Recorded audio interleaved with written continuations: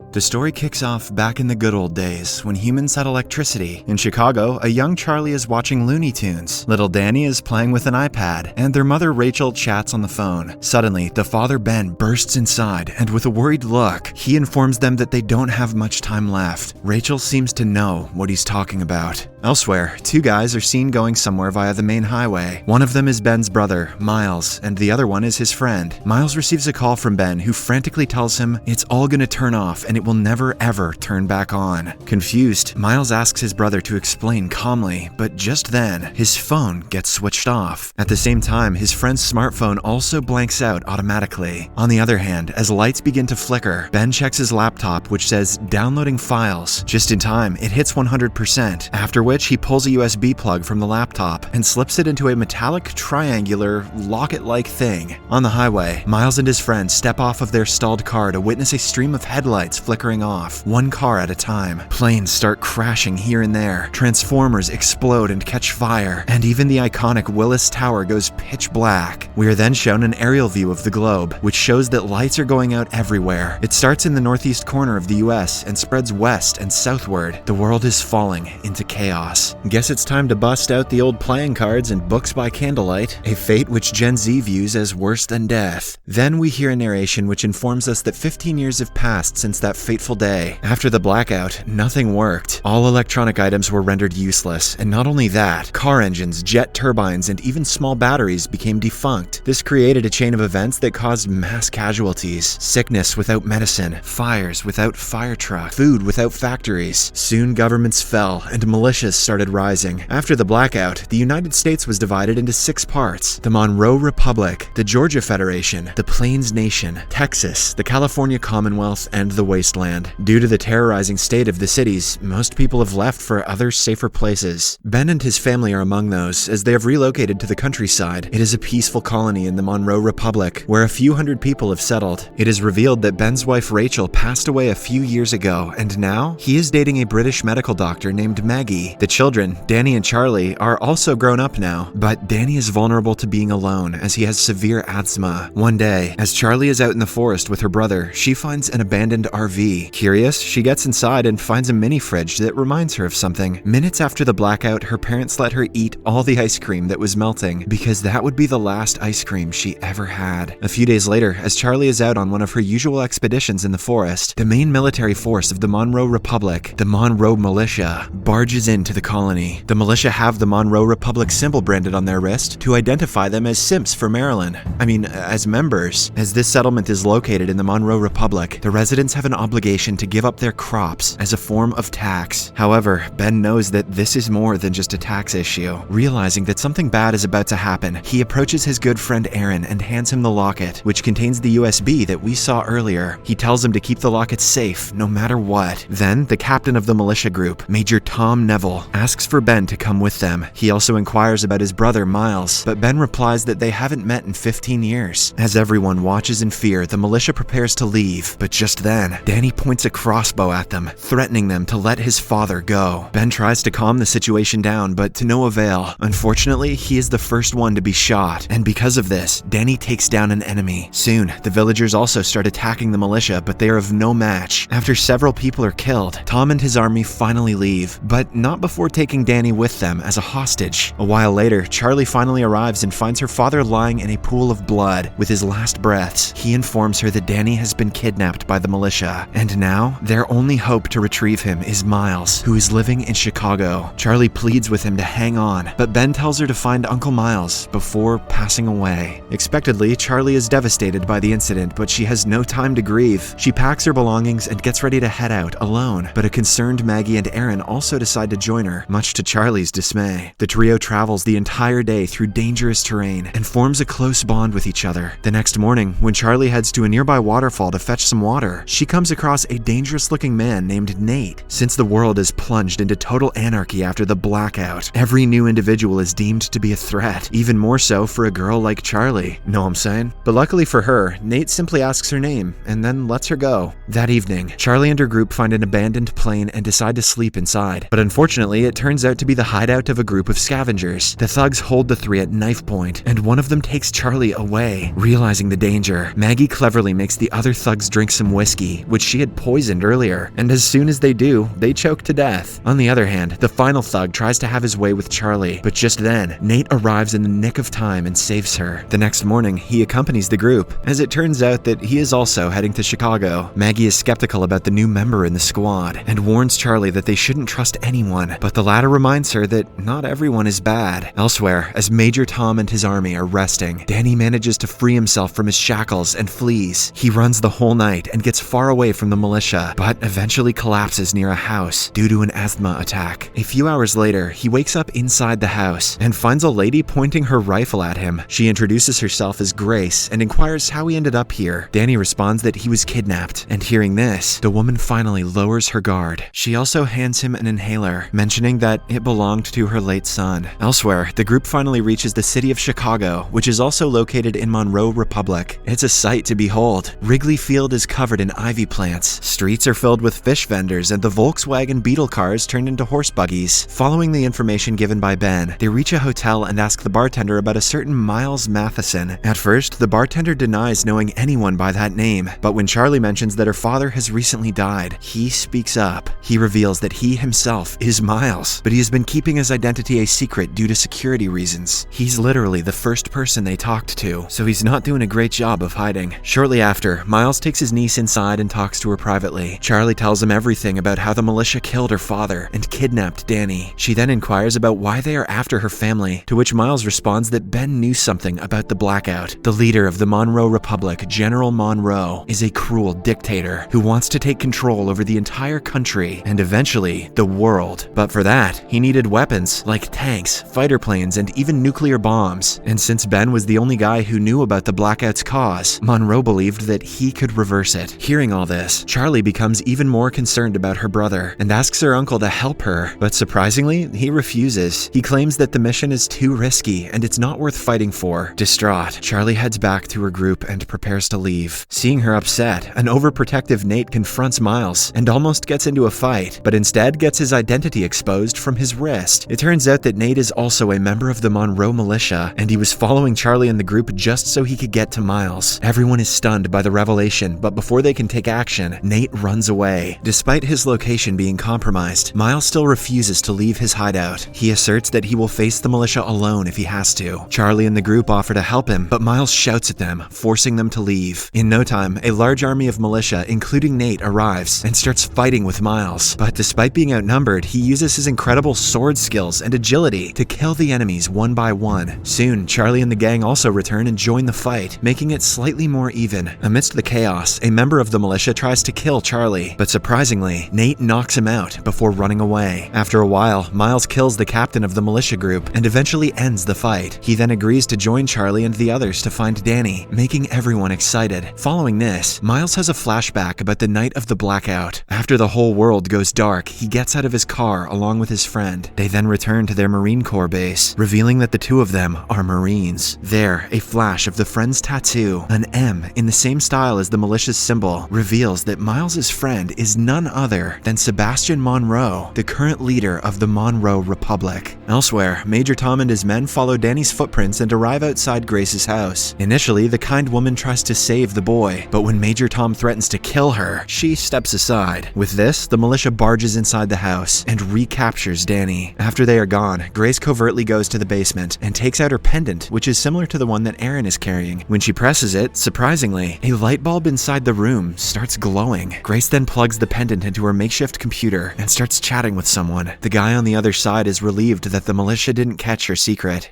Elsewhere, Miles leads the group to a tavern. He is looking for a former associate named Nora, who supposedly is a master in creating explosives. Miles tells Charlie that if they are to rescue Danny, they will need a skilled fighter like Nora. At the tavern, he is suddenly attacked by a few bounty hunters, but once again, he comes out on top. He then chokes one of the men and forces him to reveal Nora's location. It turns out that she has been apprehended by the militia and is currently working as a slave. At night, Miles decides to go on the journey alone, claiming that it is too too dangerous. He then tells the rest of the group to meet in exactly 2 weeks in Lowell, Indiana. However, the next morning, when Maggie and Aaron wake up, they find out that the stubborn Charlie has also left, much to their annoyance. Left with no other options, Aaron finally shows Maggie the pendant that Ben gave him. He also reveals that Ben instructed him to meet a woman called Grace in Grant Park, Illinois. Although the two are still worried about Charlie, they assume that she will be fine and instead head to Grant Park to find Grace. Along the way, the two talk about how Grace could be the key in restoring energy back to the Earth, and they get excited. On the other hand, as Major Tom is leading his army back to their base, a gunshot is heard. Hence, he changes course and follows the sound until he reaches a small house. It turns out that in this Monroe Republic, civilians can't own guns and ammunition. This is the reason why everybody uses crossbows and other short-range weapons. To make a statement, Major Tom threatens the owner of the house to give up all of his weapons. Realizing that he will be killed anyway, the man shoots one of Tom's men before getting shot himself. As all of this transpires, a terrified Danny looks on. At the militia's base, we are formally introduced to General Monroe. He is the main evil behind all this cruelty and is longing for world domination. Monroe interrogates a civilian about the shortage of weapons, but when the scared man doesn't answer, he brutally finishes him off. Later, he enters a room and approaches one of his workers. She is revealed to be Ben's wife, Rachel, who is assumed by everyone to be dead. Monroe breaks the news that Ben has passed away, and hearing this, Rachel gets visibly upset. Meanwhile, Charlie travels the whole day in the forest and eventually finds her uncle. As expected, Miles is angry at her for disobeying his orders, but when Charlie mentions that her brother is prone to asthma attacks, he calms down. Soon, the two come across a large number of slaves who are apparently transporting a helicopter. It turns out that General Monroe is so sure that the energy will return someday that he has already started preparing himself for world domination. Among the slaves is also Nora, but saving her will be difficult as there are several guards, one of whom is carrying a sniper rifle. Despite the risks, Miles is adamant on saving his friend. He waits until the night and sets his plan in motion. At first, he creates a distraction and lures away the guards. Then, he sneaks near the slaves and eventually frees Nora. But, to his dismay, he learns that Nora had voluntarily become a slave, as she wanted to steal the sniper rifle. Snipers are an extremely rare weapon in this world. After a bit of catching up, Miles tells Nora that he needs her help in rescuing his nephew. She immediately agrees, but in return, asks his help to retrieve the sniper rifle. Miles is reluctant, but he has no choice but to agree. After a while, the three head to a nearby hut and start planning. Using gunpowder, Nora makes a makeshift weapon which will be used to kill the guard with the sniper. However, the problem is that the weapon will be effective only from a few meters. This means that someone will have to approach the guard and shoot him. Miles and Nora will easily be detected, and that leaves Charlie as the only viable option. Before leaving, Miles assures her that they will take out the rest of the guards as soon as she makes the kill. Shortly after, Charlie hides the weapon inside her sleeves, pretends to be a lost traveler, and approaches the guards. She then gets near the guard with the sniper and takes him out immediately. And before the other guards can do anything, Miles and Nora ambush them and finish them off. After the altercation, as the slaves are being freed, Nora reveals that she stole the sniper for the rebels, a bunch of patriotic folks who want to liberate the country from the militia. At Grant Park, as Grace is typing on her computer, someone barges inside her house and confronts her. He also has a locket like hers, which is releasing energy into his taser stick. On the other hand, Miles tries his best to convince Nora to leave the rebel gang, but she refuses. Here, it is revealed that the two were a couple once, but had to break up after the blackout. I guess not being able to scroll their socials during dates made them realize they didn't like each other. Shortly after, they arrive at a rebel base, which is ironically led by a holy pastor. The pastor is happy that Nora brought the sniper, but shares the bad news that their army has just been ambushed. When the group gets inside the base, they find several men, either dead or severely injured. The pastor also reveals that one of the men is missing, and hearing this, Miles tells everyone to leave the place immediately. He believes that the militia is interrogating their man, and it is only a matter of time before their location is compromised. Nora agrees, but asks for 30 minutes, as they have to patch up the wounded men. Unfortunately, their decision turns out to be fatal, as after just a few minutes, the militia, led by Captain Adam, shows up. To buy them some time, Miles orders their best shooter to head upstairs with the sniper. The plan works, as the guy starts taking down several of the militia's men, forcing them to retreat. The standoff lasts so long that it has now become night. Inside the base, Miles and the group are trying to make a tunnel through the wall so that they can get to the other side. However, their plan fails miserably when the wall becomes loose and falls into the hole they just dug, hence destroying their hard work. At the same time, the sniper on the roof also gets killed. Soon, Captain Adam and his men barge into the base, but Miles, busting out those badass sword chops again, brings down some of the men and takes Adam hostage. He then then ties him up in a room and starts thinking of a way out. Surprisingly, Adam recognizes Miles, leaving everyone in the room shocked. Charlie asks how they could know each other, and in a shocking turn of events, Adam reveals that Miles was the former right-hand man of General Monroe. In fact, he is the one who trained the entire militia, and that is why they are so deadly. But despite the revelation, Miles is focused on getting them out. He proposes a deal in which he will surrender himself to the Monroe militia, and in exchange, his group will be left unharmed. For some reason, Adam accepts, probably because he's lying, and soon, Miles is taken away. A flashback then shows that 2 weeks after the blackout, Miles left for Chicago in search of his brother, and his best friend Monroe also followed him. Along the way, they came across two men severely beating up a man. Being the nice guy that he is, Miles approaches them, takes out his gun, and shoots them dead. After this, the two friends help the victim up, who is revealed to be none other than Captain Adam. This is why he respects Miles, despite their current indifferences. Back in the present, as the militia is escorting Miles to their base, they come across a bridge. Suddenly, an explosion occurs, and while everyone is startled, Nora and Charlie arrive and rescue Miles. Before leaving, they set off another explosion to ensure that they will not be pursued. Elsewhere, Maggie and Aaron, who are on a mission to find Grace, finally reach her house, but find it abandoned. Aaron, who is revealed to be a former Google employee, knows a great deal about computers. So when he heads to the basement, he notices Grace's computer and immediately finds out that it was recently built, indicating that the place had electricity. However, when he analyzes the machine for hours, he gets no clues. Tired, Aaron goes upstairs and shares his disappointment with Maggie. Just then, his pendant starts glowing, and some nearby headphones start blasting a song. The episode ends as Maggie's iPhone also comes to life, because of which she sees her children after years.